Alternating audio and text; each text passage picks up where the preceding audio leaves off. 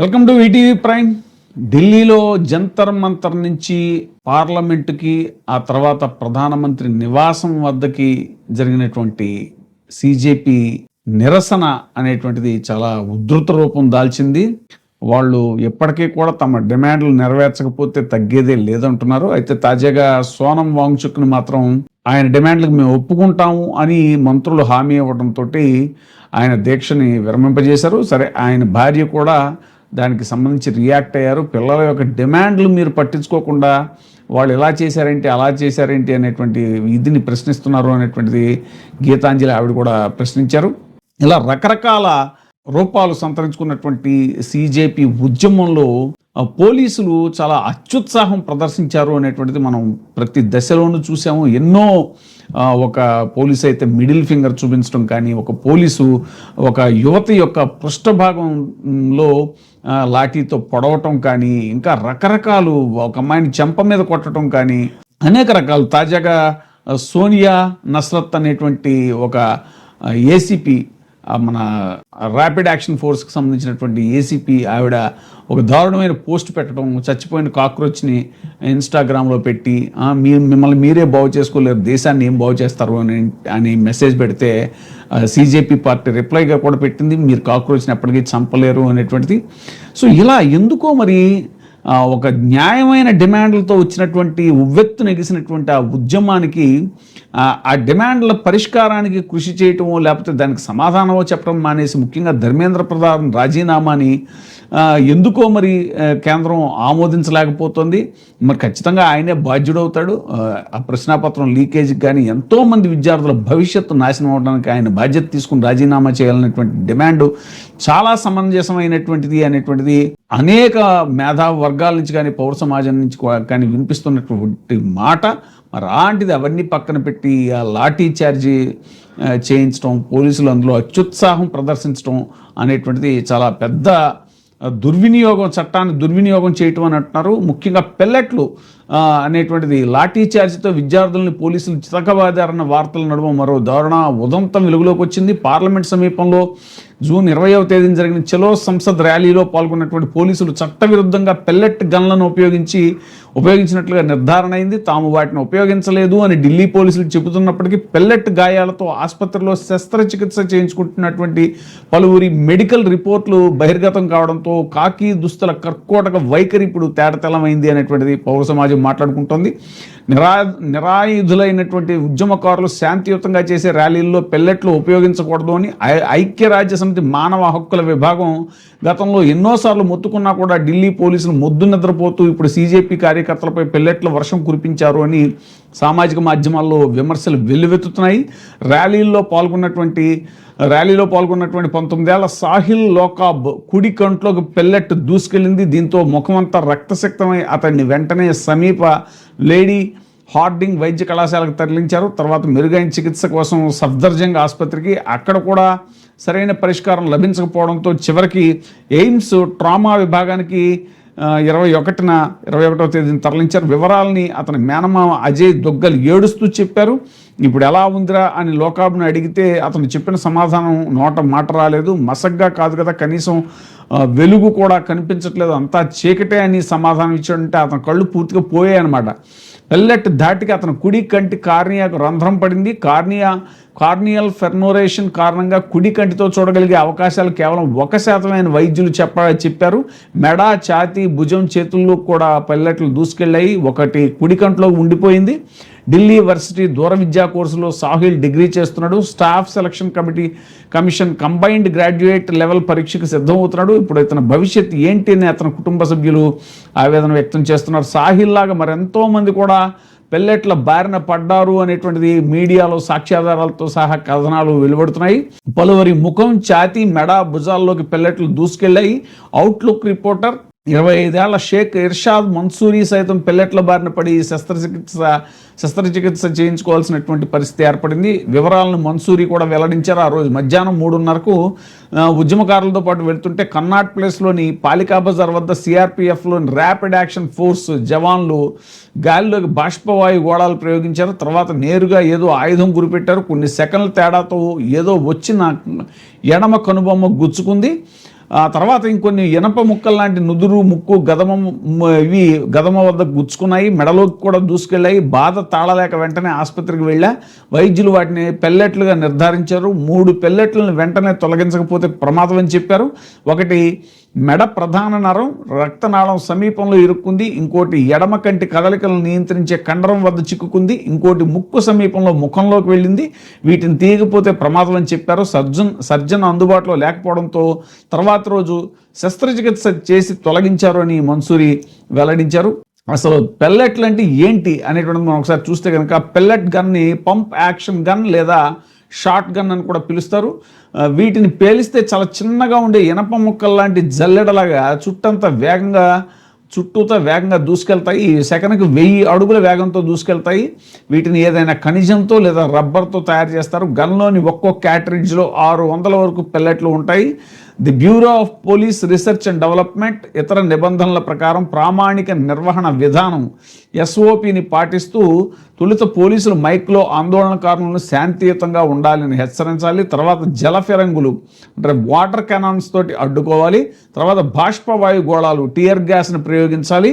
అయినా కూడా పరిస్థితి అదుపులోకి రాకపోతే అప్పుడు పెల్లెట్లు ప్రయోగించాలి. అవి కూడా నడుం కిందకి గురిపెట్టి కాల్చాలి. ఇది చాలా ముఖ్యం. ఇంతేకాదు, ఎవరైనా క్రిమినల్ని పోలీసులు చేస్తున్నా కూడా ఎన్కౌంటర్ పేరు చెప్పి వాళ్ళని కాల్చేయటం అనేటువంటిది ఎక్కడ పడితే అక్కడ కాల్చకూడదు. వాళ్ళని కేవలం కాళ్ళ దగ్గర మాత్రమే కాల్చాలి, నడుం కిందకి గురిపెట్టి కాల్చాలి. కానీ ప్రభుత్వ సాయుధ బలగాలు ఉద్యమకారులను తరుముకొట్టేందుకు నేరుగా ముఖం, ఛాతీకి గురి పెడుతున్నారు అని చాలా రోజుల నుంచి ఆరోపణలు వస్తున్నాయి. ఇది చాలా దారుణమైనటువంటి విషయం. ఇది ఇలా ఉంటే డిమాండ్ల విషయానికి వస్తే ఇక 4 రోజులుగా ఉభయ సభల్లో ఒకటే తంతు పునరావృతం అవుతోంది. పార్లమెంట్లో షరతులు లేని చర్చకు సిద్ధం అని కేంద్రం చెబుతున్నా కూడా ధర్మేంద్ర ప్రధాన్ రాజీనామా తర్వాతే చర్చలకు రెడీ అని విపక్షాలు పట్టుబడుతున్నాయి. పార్లమెంట్ వెలుపల పోటాపోటీ నిరసనలకి దిగారు అధికార విపక్ష కూటమి ఎంపీలు. గత 4 రోజులుగా పార్లమెంట్లో అవే నినాదాలు. ప్రభుత్వ వైఖరి మాత్రం పదే పునరావృతం అవుతున్నాయి. ప్రతిష్టాత్మక పరీక్షల ప్రశ్నాపత్రాల లీకేజ్ ఉదంతంపై నీట్ లీకేజ్ ఉదంతంపై ప్రభుత్వం జవాబుదారీ వహించాలని విపక్ష పార్టీ ఎంపీలు గురువారం కూడా నినదించారు. ఎలాంటి షరతులు లేకుండా చర్చకు సిద్ధం అని ప్రభుత్వం స్పష్టం చేసింది. కానీ ముందు విద్యామంత్రి ధర్మేంద్ర ప్రధాన్ రాజీనామా చేశాకే చర్చలకు సుముఖత వ్యక్తం చేస్తామని విపక్ష ఎంపీలు భీష్మించి కూర్చున్నాయి. దాంతో లోక్సభ, రాజ్యసభల్లో 4వ రోజు కూడా ప్రతిష్టంభన రాజ్యమేలింది. ఇక రిజ్జు మన లీకేజ్ అంశాన్ని రాజకీయం చేయొద్దు అని కోరారు. నీట్ లీకేజీ విద్యార్థులను కర్కశంగా పోలీసులు చితకబాదడంపై విపక్ష పార్టీల ఎంపీలు ఆందోళనకు దిగారు. గురువారం ఉదయం 11 గంటలకు సభ కార్యక్రమాలు ఆరంభమైన వెంటనే ప్లకార్డులు ప్రదర్శిస్తూ నినాదాలు చేస్తూ కార్యక్రమాలను అడ్డుకున్నారు. పార్లమెంటరీ వ్యవహారాల మంత్రి కిరణ్ రిజిజు స్పందించారు. ఎంతకాలమైనా చర్చకు ప్రభుత్వం సిద్ధంగా ఉందని, ఈ వివాదం తర్వాత తీసుకున్న చర్యలు విద్యార్థుల భవిష్యత్తును కాపాడేందుకు తీసుకున్న చర్యలపై చర్చకు అనుమతించాలని ఆయన ప్రతిపక్షాలకు విజ్ఞప్తి చేశారు. మేము విజ్ఞప్తి చేశాము, ఈ రోజు మీ ద్వారా సభకు మళ్లీ విజ్ఞప్తి చేయాలనుకుంటున్నాము. మేము కాంగ్రెస్ పార్టీ నాయకులతో, ఇతర ప్రతిపక్ష సభ్యులతో వ్యక్తిగతంగా కూడా మాట్లాడాం. మమ్మల్ని వ్యక్తిగతంగా కలిసి మీ సూచనలు పంచుకోవాలని వారిని ఆహ్వానించాం. దయచేసి చర్చను ఎప్పుడు ప్రారంభించాలో నిర్ణయించాలని మేము ప్రతిపక్షాన్ని చేతులు జోడించి అభ్యర్థిస్తున్నాం. అలా కాకుండా షరతులు విధిస్తూ సాకులు చెబుతూ విపక్షం చర్చను తప్పించుకోవాలని చూస్తోంది అని అందరూ అర్థం చేసుకుంటారు. లీకేజీ అంశాన్ని రాజకీయం చేయొద్దు అని రిజిజు ప్రకటన చేయటం మీద రాజ్యసభలో ప్రతిపక్ష నేత మల్లికార్జున ఖర్గే మాట్లాడారు. నీట్ పేపర్ లీక్పై 267వ నిబంధన కింద చర్చ కోరామని ప్రభుత్వం అందుకు అంగీకరించలేదన్నారు. ప్రధాని బాధ్యత వహించి రాజీనామా చేసిన తర్వాతే చర్చలో పాల్గొంటామని స్పష్టం చేశారు.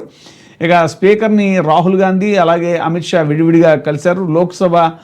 లోక్సభలో విపక్ష నేత రాహుల్ గాంధీ, సమాజ్వాదీ పార్టీ అధ్యక్షుడు అఖిలేష్ యాదవ్, తృణమూల్ కాంగ్రెస్ ఎంపీలు మహువా మొయిత్రా, సౌగత్ రాయి తదితరులు లోక్సభ స్పీకర్ ఓం బిర్లాని కలిసి చర్చించారు. ప్రభుత్వం చర్చకు సిద్ధంగా ఉందని, సభ నిబంధనల ప్రకారం చర్చకు అవకాశం కల్పిస్తామని స్పీకర్ హామీ ఇచ్చినట్టు సమాచారం. ఉభయ సభలు గురువారానికి వాయిదా పడ్డాక హోంమంత్రి అమిత్ షా సైతం స్పీకర్ ఓం బిర్లాతో ప్రత్యేకంగా భేటీ అయ్యారు.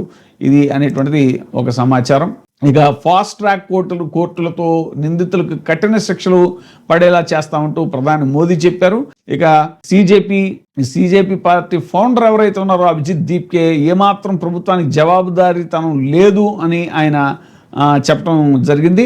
పేపర్ లీక్ కేసుల్లో విచారణ పట్ల ప్రధాని మోదీ చేసిన ప్రకటనపై కాక్రోచ్ జనతా పార్టీ అసంతృప్తి వ్యక్తం చేసింది. మోదీ ప్రకటన పరీక్షల్లో జవాబుదారీతనం పెంచేలా లేదు అని నీట్ యూజీ పేపర్ లీకేజ్ బాధ్యత వహిస్తూ కేంద్ర విద్యా మంత్రి ధర్మేంద్ర ప్రధాన్ రాజీనామా చేయాల్సిందే అని సిజేపీ వ్యవస్థాపకుడు అభిజిత్ దీప్కే గురువారం ఎక్స్ లో పోస్ట్ చేశారు. హాయ్, నా పేరున ఏమీ లేదు అనే శీర్షికతో ధర్మేంద్ర ప్రధాన్ ఫోటోను షేర్ చేశారు. విద్యాశాఖ మంత్రి రాజీనామా చేసేదాకా జంతర్ మంతర్ని వదిలిపెట్టే ప్రసక్తే లేదు అని సిజేపీ జాతీయ అధికార ప్రతినిధి అశుతోష్ రాంకా తేల్చి చెప్పారు. పేపర్ లీక్ కేసులపై మోదీ స్పందించడాన్ని స్వాగతిస్తున్నామని, అయితే అసలు ప్రశ్నలకు ఆయన సమాధానం చెప్పలేదని ఆక్షేపించారు. ప్రశ్నాపత్రం లీక్ అయినా శిక్ష విధిస్తామంటే ప్రయోజనం ఉండదన్నారు. దానివల్ల సమస్య పరిష్కారం కాదన్నారు. అసలు ప్రశ్నాపత్రాల లీకేజ్ ఎందుకు జరుగుతోంది అన్నదే ప్రశ్న అని పేర్కొన్నారు. ఆ ప్రశ్నకు సమాధానం దొరకాలని చెప్పారు. గాయం అయిన తర్వాత మందు పూయడం కంటే అసలు గాయం జరగకుండా నివారించడమే తెలివైన పని అని సూచించారు. వ్యవస్థను నడిపే వారికి జవాబుదారీతనం, సామర్థ్యం లేకపోవడం వల్లే ఇలాంటి గాయాలు పునరావృతం అవుతున్నాయని కూడా అభిప్రాయపడ్డారు. ఇప్పుడు తీసుకుంటున్న చర్యలు ఏవైతే ఉన్నాయో ప్రభుత్వం అవి సరిపోవని కూడా చెప్పారు.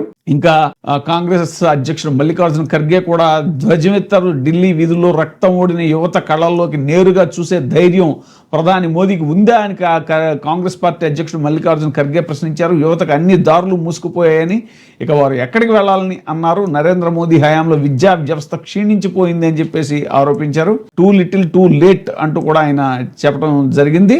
ఇక అలాగే దేశవ్యాప్తంగా కూడా నిరసనలు. సిజేపీ నీట్ ప్రశ్నాపత్రాల లీకేజీ మంత్రి ధర్మేంద్ర రాజీనామా విషయాల్లో ప్రభుత్వం మొండి వైఖరి నిరసిస్తూ కాక్రోచ్ జనతా పార్టీ శుక్రవారం దేశవ్యాప్తంగా శాంతియుత ర్యాలీలకి పిలుపునిచ్చింది. ప్రతి జిల్లాల్లో నిరసన కార్యక్రమాలు జరపాలని ప్రజలను కోరింది. ప్రతి జిల్లాలో ఒక రోజంతా ఒక్కటే డిమాండ్ పేరిట నిరసన ప్రదర్శనలు జరగాలని సిజేపీ గురువారం ఒక ప్రకటనలో పేర్కొంది. మరోవైపు ఢిల్లీలో జంతర్ మంతర్ వద్ద నిరసనకారులు పెద్ద ఎత్తున చేరుకుని తమ ఆందోళన కొనసాగించారు. ప్రభుత్వ వ్యతిరేక నినాదాలతో ఆ ప్రాంతం అంతా దద్దలింది. ముందు జాగ్రత్తగా ఢిల్లీ ప్రభుత్వం ఆ పరిసరాల్లో పెద్ద సంఖ్యలో పోలీసులు, భద్రతా బలగాలను మోహరించింది. పలు చోట్ల బ్యారికేడ్లను పెట్టడంతో కన్నాట్ ప్లేస్ చుట్టూతా ఉన్న ప్రాంతాల్లో ట్రాఫిక్ స్తంభించింది. దీక్షాస్థలి వైపుకు రాకుండా కొత్త వాళ్లను పోలీసులు అడ్డుకుంటున్నారు. ఉద్యమంతో సంబంధం లేని బయట వ్యక్తులు, గోండాలను బీజేపీ ఇక్కడికి తరలిస్తోందని సిజేపీ ఆరోపించింది. పోలీస్ యూనిఫామ్ లేని కొందరు పోలీస్ బ్యాట్లను పట్టుకుని విద్యార్థులను బెదిరిస్తున్న వీడియోను కూడా సిజేపీ అధికార ప్రతినిధి సౌరవ్ దాస్ సోషల్ మీడియాలో విడుదల చేశారు. రణరంగంగా మారిన జూలై 20 నాటి పార్లమెంట్ ర్యాలీ ఉదంతంలో పాల్గొన్న నిరసనకారుల పాస్పోర్ట్లు రద్దయ్యే ప్రమాదం ఉంది అంటూ ఢిల్లీ పోలీసులు విశ్వసనీయ వర్గాలు వెల్లడించాయి.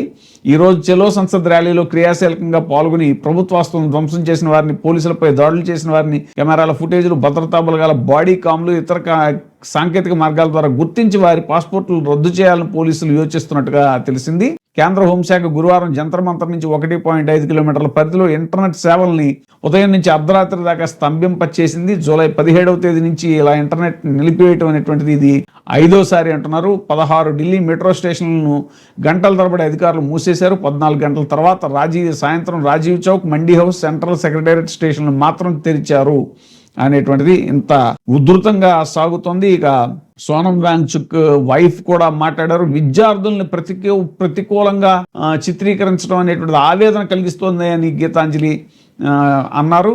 సోనం వాంగ్చుక్ అర్ధాంగి విద్యార్థుల డిమాండ్లను పట్టించుకోకుండా వారి ఉద్దేశాలను ప్రశ్నించడం ఏంటి అంటూ కూడా ఆవిడ డిమాండ్ చేశారు, ఆవిడ ప్రశ్నించారు. కాక్రోచ్ జనతా పార్టీ చేపట్టిన సంసద్ ర్యాలీలో హింస జరిగిందన్న ఆరోపణల నేపథ్యంలో విద్యార్థులను ప్రతికూలంగా చిత్రీకరించడాన్ని తీవ్ర ఆవేదన కలిగించే విషయమని సామాజిక కార్యకర్త, పర్యావరణవేత్త సోనం వాంగ్చుక్ భార్య గీతాంజలి అంగ్మో పేర్కొన్నారు. విద్యార్థుల డిమాండ్లు పట్టించుకోవడం కంటే వారి ఉద్దేశాలను ప్రశ్నించడం ఎందుకు సులభంగా అనిపిస్తోందో చెప్పాలని ప్రభుత్వాన్ని నిలదీశారు. ఈ మేరకు ఆవిడ గురువారం ఎక్స్లో పోస్ట్ చేశారు. జంతర్ మంతర్ వద్ద జరుగుతున్న విద్యార్థుల నిరసన ఢిల్లీలో ఇతర ప్రాంతాల్లో జరిగిన హింసాత్మక ఘటనలతో ఇటువంటి ఆధారాలు లేకుండా ముడిపెట్టవద్దంటూ కూడా ఆవిడ సూచించారు. ఆందోళనకారులు అసాధారణమైన సహనం, క్రమశిక్షణ, సంయమనం ప్రదర్శించారని కూడా గీతాంజలి కొనియాడారు. అలాగే సమస్యలను ప్రభుత్వం ఆలకించాల్సిన అవసరం ఉందని స్పష్టం చేశారు. సొంత విద్యార్థుల్ని అంత త్వరగా అపనమ్మకంతో చూసే వ్యవస్థ ఎలాంటిది అని తాము తరచుగా ఆలోచిస్తూ ఉంటాను అని ఉద్ఘాటించారు. మన పిల్లలు రక్షణకు అర్హులు అని తేల్చి చెప్పారు. వారిని ప్రతినాయకులుగా చిత్రీకరించవద్దని కోరారు. వారు చెప్పేది అందరూ వినాలని వెల్లడించారు. కొందరు వ్యక్తుల స్వార్థ ప్రయోజనాలను నెరవేర్చే కుట్రలతో విద్యార్థుల్ని అణిచివేస్తామంటే సహించకూడదు అని ప్రజలకి పిలుపునిచ్చారు. అలాగే ఇక మళ్ళీ చర్చలకు రండి అంటూ కేంద్ర మంత్రి నడ్డా కూడా పిలుపు ఇచ్చారు. యువతతో తదుపరి చర్చలకు ప్రభుత్వం సిద్ధంగా ఉంది అని కేంద్ర మంత్రి జేపీ నడ్డా తెలిపారు. తన కార్యాలయం లేదా నివాసంలో చర్చకు రావాలని కాక్రోచ్ జనతా పార్టీ సీజేపీకి పిలుపునిచ్చారు. ఆయన గురువారం పార్లమెంటు ప్రాంగణంలో మీడియాతో మాట్లాడారు. సమస్య పరిష్కారానికి చొరవ చూపాలని, అందుకు చర్చలే మార్గం కూడా సూచించారు. సోమవారం మొదటి విడత చర్చలు జరిగిన సంగతి తెలిసిందే. నడ్డాతో సీజేపీ ప్రతినిధులు సమావేశమయ్యారు. కేంద్ర విద్యాశాఖ మంత్రి ధర్మేంద్ర ప్రధాన్ రాజీనామా చేయాలన్న డిమాండ్ను ఆయన ముందు ఉంచారు. అందుకు నడ్డా హామీ ఇవ్వకపోవడంతో చర్చలు విఫలమయ్యాయి అనేటువంటిది అప్డేట్స్. ఇప్పుడే సబ్స్క్రైబ్ చేయండి, లైక్ చేయండి, షేర్ చేయండి. VTV ప్రైమ్, మీ ఉత్తమాభిరుచుల సమ్మేళనం.